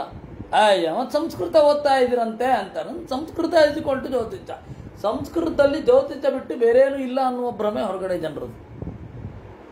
ಇನ್ನು ಎರಡನೆಯದವರು ಇರ್ತಾರೆ, ವೃದ್ಧರು. ಅವರು ರಿಟೈರ್ಡ್ ಆದಮೇಲೆ ಪಾಠಕ್ಕೆ ಹೋಗ್ತಾ ಇರ್ತಾರೆ. ಅವರಿಗೆ ಪಾಪ ಸಂಸ್ಕೃತ ಅಂದರೆ ವೇದಾಂತ ಮಾತ್ರ ಅಂತ. ಈ ಎರಡೂ ಅತಿರೇಕಗಳನ್ನು ನೋಡಿ ನಾನು ಮೊದಲು ಸಂಸ್ಕೃತ ಪುಸ್ತಕ ಬಸ್ಸಲ್ಲಿ ಟ್ರೈನಲ್ಲಿ ಓದ್ತಾ ಇದ್ದೆ. ಜನ ಹಾಕುವ ಭೀಕರ ಪ್ರಶ್ನೆಗೆ ಓದೋದೇ ಬಿಟ್ಬಿಟ್ಟೆ. ಸಂಸ್ಕೃತ ಪುಸ್ತಕಗಳನ್ನು ಪಬ್ಲಿಕ್ ಟ್ರಾನ್ಸ್ಪೋರ್ಟಿನಲ್ಲಿ ಓದಲ್ಲ, ಪಬ್ಲಿಕ್ ವಾಹನಗಳಲ್ಲಿ ಓದಲ್ಲ, ಇದು ಟ್ರೈನೋ ಬಸ್ಸೋ ಇತ್ಯಾದಿಗಳಲ್ಲಿ ಓದಲ್ಲ. ಯಾಕಂದರೆ ವಿಪರೀತವೇ ಅರ್ಥ ಆಗೋದು ಅವರಿಗೆ. ಯಾರೋ ಒಬ್ರು ಬಂದು ಮಾಟ ಮಾಡ್ತೀರಾ ಅಂತ ಕೇಳೋದು. ಅದಕ್ಕೆ ಅವತ್ತಿನಿಂದ ಓದಲ್ಲ, ಮುಚ್ಚಿಟ್ಟುಬಿಡ್ತೀನಿ. ಇರಲಿ, ನಾನು ಅಲಂಕಾರ ಶಾಸ್ತ್ರ ಪಾಠ ಹೇಳ್ತಾ ಇದ್ದೆ. ನನ್ನ ಒಬ್ಬ ಗೆಳೆಯ, ಅವನು ಪರೀಕ್ಷೆ ಕಟ್ಟಿದ್ದ, MA ಪರೀಕ್ಷೆ. ನಂದು ಆಗ ತಾನೇ MA ಮುಗಿದಿತ್ತು, 2002ರಲ್ಲಿ ನಾನು ಈ ಘಟನೆ ಹೇಳ್ತಾ ಇರೋದು. ಅವನು ಓದ್ತಾ ಇದ್ದವ. ಸಂಧ್ಯಾ ವಂದನೆಗೆ ಅಂತ, ಇದು ನಾನು ಪಾಠ ಮಾಡ್ತಾ ಇದ್ದೆ, ಸಂಧ್ಯಾ ವಂದನೆಗೆ ಅಂತ ಮಧ್ಯದಲ್ಲಿ ನಿಲ್ಲಿಸಿ ಹೋಗಿದ್ದೆ. ನಮ್ಮ ತಾತ, ಮಾತಾಮಹ, ನಮ್ಮ ತಾಯಿಯ ತಂದೆ, ಅವರು ಬಂದರು, ಅದನ್ನು ನೋಡಿದ್ರು, ಶ್ರದ್ಧೆಯಿಂದ ಕಣ್ಣಿಗೊತ್ತಿಕೊಂಡು ಸ್ವಲ್ಪ ಹೊತ್ತು ಓದಿ ಇಟ್ಟರು. ಅದು ಅರ್ಥ ಆಗಲಿಲ್ಲ ಅವರಿಗೆ, ಅದಕ್ಕೆ ಅವರು ಕಣ್ಣಿಗೊತ್ಕೊಂಡಿದ್ದದನ್ನು. ಅದು ಶೃಂಗಾರ ರಸ ತುಂಬಿ ಜೋರ್ತಾ ಇರುವಂತಹ ಒಂದು ಕಾವ್ಯ ಅದು. ಅದರಲ್ಲಿ ಶುರು ಮಾಡಿದ್ರೆ ಬೇರೆ ಇಲ್ಲವೇ ಇಲ್ಲ ಅದರಲ್ಲಿ. ಅದರ ಅರ್ಥ ಹೇಳ್ತಾ ಇದ್ದಾಗೆ ಒಂದು ಸಿಟ್ಟು ಬಂತು. ರಾಮ ಹೋಗಿ ನಮ್ಮಮ್ಮನಿಗೆ ಬೈತಾ ಇದ್ದಾರೆ. ಅಮ್ಮನಿಗೆ ಬೈತಾ ಇದ್ದಾರೆ, ಏನು ನಿನ್ನ ಮಗ ತಪ್ಪು ದಾರಿ ಹಿಡಿದಿದ್ದಾನೆ ಅಂತ. ಅಲ್ಲಿರೋ ಅಲಂಕಾರ ಶಾಸ್ತ್ರದ ನಾನು ಹೇಳಿದ್ದಕ್ಕೆ ಅವ್ರಿಗೆ ನಮ್ಮ ಮೊಮ್ಮಗ ದಾರಿ ತಪ್ತಾ ಇದ್ದಾನೆ, ಬೀದಿಯಲ್ಲಿ ನಿಂತು ಹುಡುಗಿಯರನ್ನು ಚೆಡಿಸ್ತಾ ಇಲ್ಲ, ಅಥವಾ ನನಗೆ ಗೊತ್ತಿಲ್ಲದೆ ಚೆಡಿಸ್ತಾ ಇದ್ದಾನೆ ಅಂತ ಅಂದ್ಕೊಂಡ್ಬಿಟ್ಟಿದ್ರು ಏನೋ ಅವರು. ಆ ಪರಿ ಸೌಂದರ್ಯದ ವರ್ಣನೆ ಅಲ್ಲಿ. ಅದೆಲ್ಲ ತಮಾಷೆ ಅಂದರೆ ಭಾಗವತಲ್ಲೇ ಇರುವಂಥದ್ದು. ಅದು ಅವಾಗ ಹೇಳ್ತಾ ಇದ್ದದ್ದು ಒಂದು ಇದು ಏನು ಒಂದು ಹಾಲನ ಗಾಹಾಸತ್ತ ಸೈ ಪ್ರಾಕೃತ ಭಾಷೆಯಲ್ಲಿರುವಂತಹದ್ದು. ಅದು ಬಿಟ್ಟು ಎಷ್ಟೋ ವರ್ಷ ಆಗಿದೆ, ಆದರೆ ಇದನ್ನು ನೋಡಿದಾಗ ಆ ಪದ್ಯ ತಲೆಗೆ ಬರ್ತಾ ಇದೆ. ಹೂವಣಿಚ್ಚಳ ನಿಪ್ಪಂದ, ಅದು ಪ್ರಾಕೃತ, ಸಂಸ್ಕೃತ ಅಲ್ಲ. ಹೂವಣಿಚ್ಚಳ ನಿಪ್ಪಂದ ಬಿಸಿನಿ ಪತ್ತಮ್ಮಿ ರಾಜಯೇ ಬಲ ಆ ಅಂತ ಹೇಳಿ ಅದು ಪದ್ಯ. ಅದು ಅದಕ್ಕೆ ಸಮನಾಗಿ ಇದನ್ನು ಹೇಳ್ತಾರೆ. ದುಂಬಿಯ ಮುಂದೆ ತಟಸ್ಥವಾಗಿ ನಿಂತ ಅವಳು, ಹೂವಿನ ಮುಂದೆ ತಟಸ್ಥವಾಗಿ ನಿಂತ ಅವಳು, ದುಂಬಿಯೊಂದು ಹೂವನ್ನು ಮೂಸುವಂತೆ ಆ ಹೂವನ್ನು ಇಟ್ಕೊಂಡಿದ್ಲು ಅವಳು. ಆಸೆ ಬುರುಕ ಹೆಣ್ಣಿನ ತರಹ ಹೂವನ್ನು ಮೂಸಿ ಅದನ್ನು ಹರಿಯದೆ ಹಾಗೇ ಇಟ್ಟುಕೊಂಡಿದ್ಲು. ನಿಜ ಮುಖ ವಿಗಳಿತ ಮದಾಸವಾಮೋದ ಮದಾಂಧ ಮಧುಕರ ನಿಕರೋಪರೋಧೇನ ಧೃತಪದ ವಿನ್ಯಾತ ವಲ್ಗು ಸ್ಪಂದನ ಸ್ತನ ಕಲಶ ಕಬರ ಹಾರ ರಶನಾಂ ದೇವೀಂ ತದವಲೋಕನೇನ ವಿಧೃತಾವತರಸ್ಯ ಭಗವತೋ ಮಕರಧ್ವಜಸ್ಯ ವಶಮುಪನೀತಃ ಜಡವದಿತಿ ಹೋ ವಾಚ. ನಿಜಮುಖ ಅವಳ ಹತ್ತಿರ ಹೋಗಬೇಕಾದ ಪ್ರಸಂಗ ಇವನಿಗೆ ಬಂತು ಅನ್ನೋದಕ್ಕಿಂತ ಅವಳೇ ಬಂದ್ಲು. ಅವಳು ಆಸವವನ್ನು ಕುಡಿದಿದ್ಲು. ಆಸವ ಅಂತಂದ್ರೆ ಹೂವಿನಿಂದ ಮಾಡಿದ ಮದ್ಯ, ಮೈರೇಯ ಅಂದರೆ ಹಿಟ್ಟಿನಿಂದ ಮಾಡಿದ ಮದ್ಯ. ಇದೆಲ್ಲ ಇವ್ರಿಗೆ ಹೇಗೆ ಗೊತ್ತು ಅಂತ ಅನ್ಬೇಡಿ, ಜೀವನದಲ್ಲಿ ಒಮ್ಮೆನೂ ಅನುಭವಿಸಿಲ್ಲ. ಕೋಚದಲ್ಲಿದ್ದದ್ದನ್ನು ಓದಿ ಹೇಳ್ತಾ ಇದ್ದಾರೆ, ನನಗೂ ಇದ್ರ ಬಗ್ಗೆ ಏನು ಗೊತ್ತಿಲ್ಲ. ನಿಜಮುಖ ವಿಗಳಿತ ಮದಾಸವ. ಆಸವ ಅಂತಂದರೆ ಮದವನ್ನು ತುಂಬುವ ಹೂವಿನ ಮಧ್ಯ, ಅದರ ಪರಿಮಳ ತೇಲಿ ಬಂತು. ಅದು ಇವಳ ಮೋರೆಯೇ ಹೂವೇನೋ ಅಂತ ಹೇಳಿದ್ದು. ಹಲವಾರು ದುಂಬಿಗಳು ಇವಳ ಮೋರೆಯನ್ನು ಮುತ್ತಿದವು.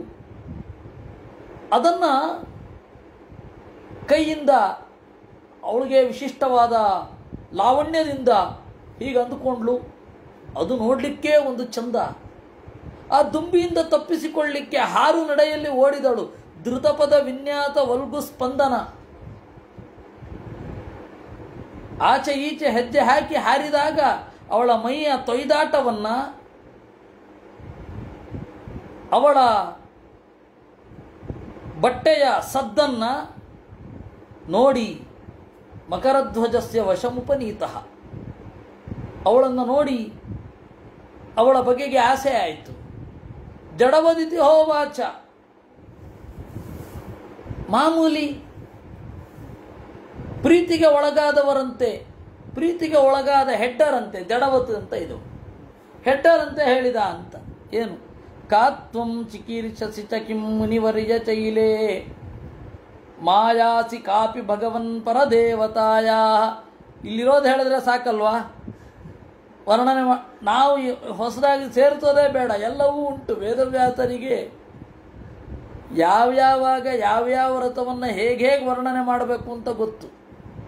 ಹಾಸ್ಯರಸ ಎಲ್ಲವೂ ಅಲ್ಲೇ ಉಂಟು. ನಾವು ಹೊರಗಡೆಯಿಂದ ತುರ್ಕೋದು ಬೇಕಿಲ್ಲ, ಅಲ್ಲಿರೋದು ಹೇಳಿದ್ರೆ ಸಾಕು.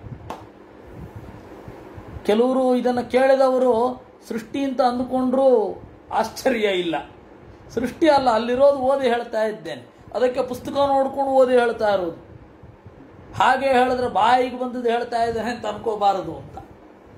ಕಾತ್ವಂ ಚಿಕೀರ್ಷಸಿ ಚ ಕಿಂ ಮುನಿವರ್ಯ ಚೈಲೇ ಮಾಯಾಸಿ ಕಾಪಿ ಭಗವಾನ್ ಪರದೇವತಾಯ ವಿಜ್ಯೇ ಬಿಭರಿಚಿ ಧನುಷೀ ಸುಹೃದಾತ್ಮನೋಥ ಕಿಂ ವಾ ಮೃಗಾನ್ ಮೃಗಯತೆ ವಿಪಿನೆ ಪ್ರಮತ್ತಾನ್. ಅಯ್ಯ ಮುನಿವರ್ಯ, ಮುನಿವರ್ಯ ಅಂದ. ಏನ್ರಿ ಇದು, ಹುಚ್ಚಿಡಿತ ಇವನಿಗೆ? ಅಯ್ಯ ಮುನಿಯೇ ಅಂದ ಅವಳನ್ನು ನೋಡಿ. ಕಾತ್ವಂ ಚಿಕೀರ್ಷಸಿ, ಇದು ಪದ್ಯದಲ್ಲಿದೆ. ಮುಂದೆ ಗದ್ಯ ಶುರು ಆಗತ್ತೆ. ಶ್ರೀಶುಕ ವಾಚ ಅಂತ ಸುಮಾರು 8ರಿಂದ 17ರವರೆಗೆ ಪದ್ಯ. ಕಾತ್ವಂ ಚಿಕೀರ್ಷಸಿ ಚ ಕಿಂ ಮುನಿವರ್ಯ ಶೈಲೇ. ಏನಯ್ಯ ಮುನಿವರ್ಯ, ಇರೋದು ಹೆಣ್ಣು, ಇವನು ಹೇಳ್ತಾ ಇರೋದು ಗಂಡು. ಎಲ್ಲ ಈ ಗಂಡೇ ಮುನಿವರ್ಯನೇ, ಕಾತ್ವಂ ಚಿಕೀರ್ಷಸಿ, ಏನು ಮಾಡಬೇಕು ಅಂತ ಬಯಸಿದ್ದೀಯ? ಮಾಯಾಸಿ ಕಾಸಿ ಭಗವನ್ ಪರದೇವತಾಯ ಭಗವನ್ ಪೂಜ್ಯನೇ. ಎಷ್ಟು ಚಂದ ಇದ್ದಿ, ಪರದೇವತೆಯ ಮಾಯೆಯೋ ನೀನು. ವಿದ್ಯೆ ಬಿಭರಿಸಿ ಧನುಷೀತ್ ಹೃದಾತ್ಮನೋಥ. ಏನಿದು? ದಾರವಿಲ್ಲದ ಬಿಲ್ಲು. ಏನು ದಾರವಿಲ್ಲದ ಬಿಲ್ಲು? ಹುಬ್ಬು. ವಿದ್ಯೆ ಬಿಭರಿಸಿ ಧನುಷೀತ್ ಹೃದಾತ್ಮನೋಥ. ದಾರವಿಲ್ಲದ ಬಿಲ್ಲನ್ನು ಹಿಡಿದುಕೊಂಡಿದ್ದೀಯಲ್ಲ. ಕಿಂವಾ ಮೃಗಾನ್ ಮೃಗಯತೆ ವಿಪಿನೇ ಪ್ರಮತ್ತಾನ್. ದಾರವಿಲ್ಲದ ಬಿಲ್ಲು ಹಿಡಿದು ಕಣ್ಣೋಟದಿಂದ ಮೈಮರೆತ ಮೃಗಗಳನ್ನು ಅರಸುತ್ತಿರುವೆಯಾ ಹೇಗೆ ಅಂತ ಕೇಳಿದ ಅಂತೆ. ಇದು ಏನ್ರಿ ಇದು? ನೋಡಿದ್ದು ಹುಡುಗಿನ, ಹುಡುಗ ಅಂತ ಹೇಳ್ತಾ ಇದ್ದಾನಲ್ಲ. ಅದಕ್ಕೆ ಆಚಾರ್ಯರು ಹೇಳಿದ್ರು, ಪರಿಹಾಸ ಪ್ರಲಾಪಾದಿಚು ಅನರ್ಥವಾ ಕ್ವಚಿತ್ ಭವೇತ್. ನಗುವಾಗ, ವಿಪರೀತ ಹರಟೆ ಹೊಡೆಯುವಾಗ, ಶೋಕ ಇದ್ದಾಗ ಕೆಲವೊಮ್ಮೆ ಮಾತು ವ್ಯರ್ಥ ಆಗತ್ತೆ. ಏನೇನೋ ಇರುತ್ತೆ, ಅದಕ್ಕೆಲ್ಲ ಅರ್ಥ ಹಚ್ಚದಾಗ ಕೂಡಬಾರದು ಅಂದ್ರು. ಇದಕ್ಕೆಲ್ಲ ದೇವರ ದಯೆ ಆಚಾರ್ಯ ಹೇಳಿದ್ರು. ಇದಕ್ಕೆ ಅಧ್ಯಾತ್ಮ ಅರ್ಥ ಮಾಡೋದು ಬಿಡ್ತಾ ಇದ್ರು. ಅಧ್ಯಾತ್ಮ ಅರ್ಥ ಮಾಡಿಬಿಡ್ತಾ ಇದ್ರು. ಆಚಾರ್ಯರಿಗೆ ಗೊತ್ತಾಯಿತು, ಮುಂದೆ ಬರುವ ಪಂಡಿತರು ಭೀಕರ ಇದ್ದಾರೆ, ಏನಕ್ಕೆ ಬೇಕಾದರೂ ಅಧ್ಯಾತ್ಮ ಅರ್ಥ ಹಚ್ಚುತ್ತಾರೆ. ಅಧ್ಯಾತ್ಮ ಅರ್ಥ ಹಚ್ಚಬೇಡ್ರೋ, ಇದಕ್ಕೆ ಅರ್ಥ ಇಲ್ಲ ಅವೆಲ್ಲ ಅಂದರು. ಬಾಣ ವಿಮೌ. ಅದರಿಂದಾಗಿ ಅವನ ಮಿಶ್ರ ಭಾವನೆಯನ್ನು ನಾವು ತಗೊಳ್ಬೇಕು. ದಾರವಿಲ್ಲದ ಬಿಲ್ಲು, ಹುಬ್ಬು. ಆ ಹುಬ್ಬಿನ ಕುಣಿತಕ್ಕೆ, ಆ ಹುಬ್ಬಿನ ಚಲುವಿಕೆಗೆ ಎಲ್ಲ ಮನಸೋಲ್ತಾ ಇದ್ದೀವಿ ಅಂತ ಅರ್ಥ. ಬಾಣ ವಿಮೌ ಭಗವತ ಶತಪತ್ರ ನೇತ್ರೌ ಶತಪತ್ರ ಪತ್ರೌ ಶಾಂತಾವ ಪುಂಕ ರುಚಿರಾವತಿ ತಿಗ್ಮದಂತವು. ಕೆಲವೊಂದು ಸರ್ತಿ ಆ ಕಾವ್ಯವನ್ನು ಕಾವ್ಯವಾಗಿ ನೋಡ್ಬಿಡ್ಬೇಕು. ಅದಕ್ಕಿಂತ ಮಿಗಿಲಾಗಿ ಎಲ್ಲೆಲ್ಲೋ ಹೋಗಬಾರ್ದು. ಒಂದು ಉದಾಹರಣೆ ಹೇಳ್ತೇನೆ. ಇದೇ ಸಮಯ ರಂಗ ಬಾರೆಲೋ ಅಂತ ಪುರಂದರದಾಸರ ಪದ್ಯ ಇದೆ. ಅದನ್ನು ಉಪಾಸನಾ ಪರವಾಗಿ ದಯವಿಟ್ಟು ನೋಡಬೇಡಿ. ಅದು ಯಾವುದೋ ಒಂದರ ಅನುವಾದ ಅಷ್ಟೇ. ವಿರಹಿಣಿಯೊಬ್ಬಳು ಕೃಷ್ಣನನ್ನ, ವಿರಹಿಣಿಯಾದ ಗೋಪಿಕೆ ಕೃಷ್ಣನನ್ನ ಕರೆವಾಗ ಮಾಡಿದ್ದದು. ಅದಕ್ಕೆಲ್ಲ ವಿಪರೀತ ಅರ್ಥ ಹಚ್ಚಬೇಡಿ. ಇನ್ಫ್ಯಾಕ್ಟ್ ಗೋಪಿಗೀತೆಗೂ ಕೂಡ ಬಹಳ ಅಧ್ಯಾತ್ಮ ಅರ್ಥ ಎಲ್ಲ ಹೇಳಲಿಕ್ಕೆ ಹೋಗಬೇಡಿ. ಅದರ ಕಾವ್ಯವನ್ನು ಹಾಗೆ ಆಸ್ವಾದನೆ ಮಾಡಿ. ಯಾಕೆ ಅಂದರೆ ಗೋಪಿಗೀತೆಗೆ ಅಧ್ಯಾತ್ಮ ಹಚ್ಚಬೇಡಿ. ಯಾಕೆಂದರೆ ಕಾಮಯುಕ್ತ ಭಕ್ತಿ ಅಂತ ಕೃಷ್ಣ ಹೇಳಿದ್ದಾನೆ, ಆಚಾರ್ಯರು ಹೇಳಿದ್ದಾರೆ. ಕಾಮಯುಕ್ತವಾದ ಭಕ್ತಿ, ಗೋಪ್ಯ ಕಾಮ ಅಂತಂದರೆ ಕಾಮಯುಕ್ತವಾದ ಭಕ್ತಿ ಅಂತ. ಅಲ್ಲಿ ಕಾಮದ ಪಾಲು ಉಂಟು. ನೀವೇನು ಅದಕ್ಕೆ ಅಧ್ಯಾತ್ಮ ಅರ್ಥ ಹಚ್ಚೋದು ಬೇಕಿಲ್ಲ. ಬಾಣ ವಿಮೋ ಭಗವತ ಶತಪತ್ರ ಪತ್ರೌ ಶಾಂತಾವಪಂಕ ರುಚಿರಾವತಿ ದಿಗ್ಮದಂತೌ ಕಸ್ಮೈಂಕ್ಷಸಿ ವನೆ ವಿಚರನ್ನ ವಿದ್ಮಃ ಕ್ಷೇಮಾಯನೋ ಜಡಧಿಯಾಂ ತವ ವಿಕ್ರಮೋಸ್ತು. ಬಾಣಾವಿಮೌ. ಓಹ್, ಈ ಕಣ್ಣೋಟಗಳು ಶತಪತ್ರ ಪತ್ರವು, ಈ ಕಣ್ಣು ತಾವರೆಯ ಎಲೆಯಂತೆ ಇವೆಯೋ? ಇಲ್ಲ ಇಲ್ಲ, ಎರಡು ಬಾಣಗಳಿವು. ಶಾಂತಾವ ಪುಂಕ ರುಚಿರವು ಅತಿ ತಿಗ್ಮದಂತವು. ಅದಕ್ಕೆ ಪುಂಖ ಇಲ್ಲ. ಈ ಬಾಣಕ್ಕೆ ಪುಂಖ ಅಂತಂದರೆ ಹಿಂದುಗಡೆಯ ದೀರ್ಘವಾದ ಅವಯವ, ಮತ್ತು ಅಲ್ಲಿ ಆ ರೆಕ್ಕೆ ಹಿಡಿಯುವ ಜಾಗ. ಆ ರೆಕ್ಕೆಯ ಜಾಗ ರೆಪ್ಪೆ ಇದೆ, ಆದರೆ ಪುಂಖ ಪೂರ್ತಿ ಉದ್ದವಾಗಿ ಇಲ್ಲ. ಆ ಕಣ್ಣೋಟ ಎಂಬ ಬಾಣ. ಓಹ್, ಆ ನಿನ್ನ ಕಣ್ಣು ಎಂಬ ಬಾಣ. ಶಾಂತವು ಅಪುಂಖ ರುಚಿರವು ಅತಿ ತಿಗ್ಮದಂತವು. ಆ ನಿನ್ನ ಬಾಣಗಳು ತೀವ್ರವಾಗಿ ನೋಡುವವರ ಎದೆಯನ್ನ ಭೇದಿಸುವವುಗಳು, ಒಳಗಡೆಯ ಎದೆಯನ್ನ ಭೇದಿಸುವವುಗಳು, ಒಳಬಗೆಯನ್ನು ಭೇದಿಸುತ್ತವೆ. ಕಸ್ಮೈ ಯುಯುಂಕ್ಷಸಿ ವನೇ ವಿಚರನ್ನ ವಿದ್ಮಃ. ಇಲ್ಲಿ ಯಾರಿಗೆ ಆ ಬಾಣಗಳನ್ನು ಬಿಡಬೇಕು ಅಂತ ಇದ್ದೀಯಾ? ಕ್ಷೇಮಾಯನೋ ಜಡಧಿಯಾಂ ತವ ವಿಕ್ರಮೋಸ್ತು. ನಮ್ಮಂತಹ ಪೆದ್ದರ ಉಳಿವಿಗಾಗಿ ನಿನ್ನ ಪರಾಕ್ರಮ ಇರಲಿ. ಶಿಷ್ಯಾ ಇಮೇ ಭಗವತ ಪರಿತಃ ಪಠಂತಿ ಗಾಯಂತಿ ಸಾಮಸರಹಸ್ಯ ಮಜಸ್ರಮೀಚ ಯುಷ್ಮಚ್ಛಿಖಾ ವಿಲುಳಿತಾಸ್ಸು ಮನೋಭಿವೃಷ್ಟಿ ಸರ್ವೇ ಭಜಂತ್ರಿ ಋಷಿಗಣ ಇವ ವೇದ ಶಾಖಾ. ನೀನು ಮುಡಿಯಲ್ಲಿ ಮುಡಿದ ಹೂವು, ಅದು ಇರೋದಿದು. ಅವಳು ಮುಡಿ ತುಂಬ ಹೂವುಗಳನ್ನು ಮುಡಿದುಕೊಂಡಿದ್ಲು. ದುಂಬಿಗಳು ಆವರಿಸಿದ ಜಾಗಕ್ಕೆ ಅವಳೇನು ಮಾಡ್ತಾ ಇದ್ಲು? ಹಾರ್ತಾ ನೆಗಿತಾ ಇದ್ಲು. ಅವಾಗ ಆ ಹೂವು ಕೆಳಗಡೆ ಬಿದ್ದಾಗ ದುಂಬಿಗಳು ಅಲ್ಲಿಗೆ ಹೋಗ್ತಾ ಇದ್ವು. ಅದನ್ನ ಇವನು ವರ್ಣನೆ ಮಾಡೋದು ಕೇಳಬೇಕು ನೀವು. ಶಿಷ್ಯಾಯಿಮೇ ಭಗವತ ಪರಿತಃ ಪಠಂತಿ ಗಾಯಂತಿ. ಓಹ್, ಇವುಗಳು, ಓ ಮುನಿವರ್ಯ, ಇವುಗಳು ನಿನ್ನ ಶಿಷ್ಯರೋ? ಸುತ್ತಮುತ್ತ ಸಾಮ ಹಾಡ್ತಾ ಇವೆ ಎಲ್ಲ. ಆ ದುಂಬಿಗಳ ಗುಂಜಾರವ, ಅವನಿಗೆ ಸಾಮ.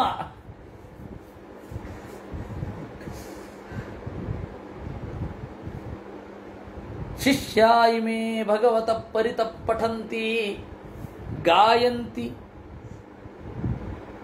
ಸಾಮ ಸರಹಸ್ಯ ಮಜಸ್ತ್ರಮೀಚ. ಆದರೆ ಆ ಸಾಮ ಸ್ಪಷ್ಟವಾಗಿ ಕೇಳೋದಿಲ್ಲ, ಗುಯ್ ಅಂತ ಕೇಳಿಸ್ತಾ ಇರತ್ತಷ್ಟೇ. ಯುಷ್ಮಚ್ಛಿಕಾ ವಿಲುಳಿತ ಸುಮನೋಭಿವೃಷ್ಟಿ. ನಿನ್ನ ಜಡೆಯಿಂದ ಬಿದ್ದಿರುವ ಹೂವು ಮಳೆಗಳನ್ನು ಕುರಿತು ಈ ನಿನ್ನ ಶಿಷ್ಯರು ವೇಗವಾಗಿ ಅಪ್ಪಿಕೊಳ್ಳಲು ಸಾಗುತ್ತಿವೆ. ವೈದಿಕರು ವೇದ ಸಾಕ್ಷ್ಯಗಳನ್ನು ಹೇಗೆ ಹಾಗೆ ಅಂತಾನೆ.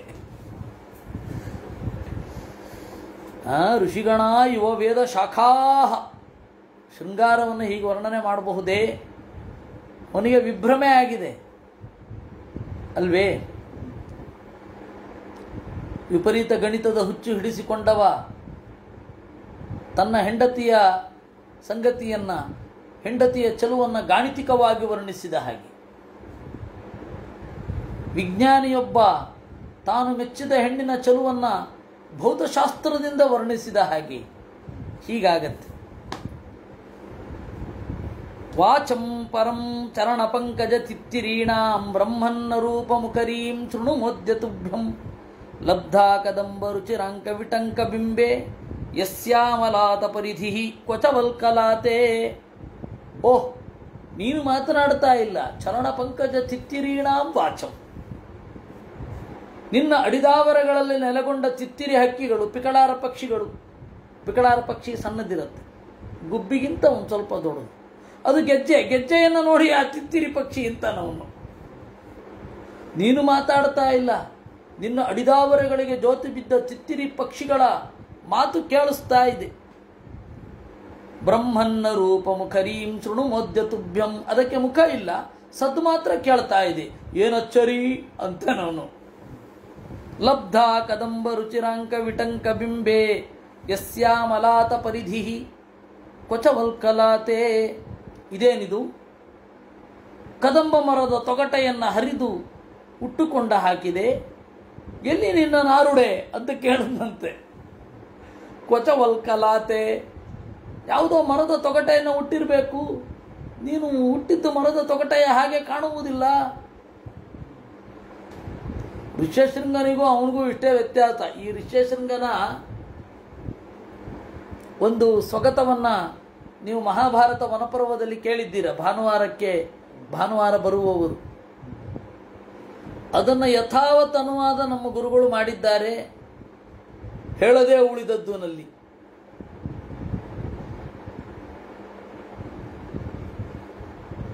ಕೊಳದ ನೀರಿನಂತೆಯೇ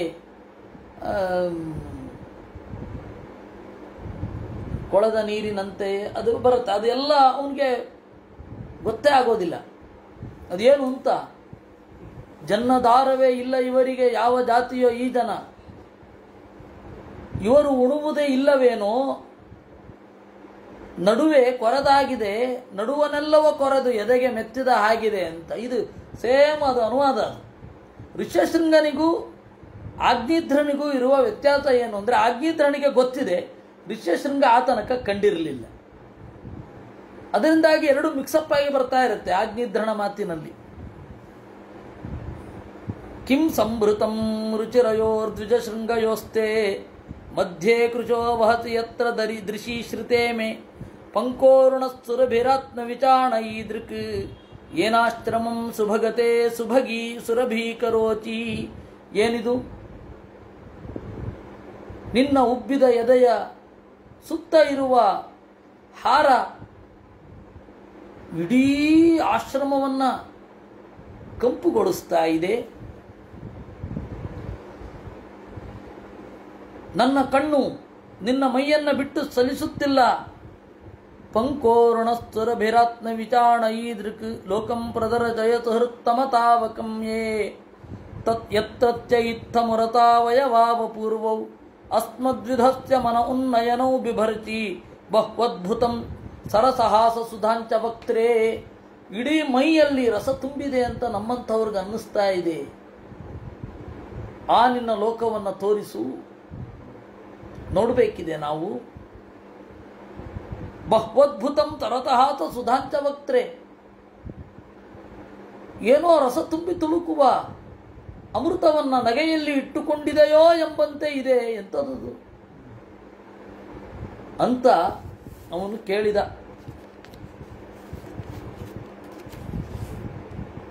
ಇಷ್ಟು ನಾವು ಇವತ್ತು ಹೇಳಬಹುದು. ನಾಳೆ 14, 15, 16, 17 4 ಶ್ಲೋಕಗಳು ಇದೇ ತರಹ ಇದೆ. ಆಮೇಲೆ ಏನಾಯಿತು ಅನ್ನೋದನ್ನು ನಾಳೆಯೇ ನೋಡೋಣ.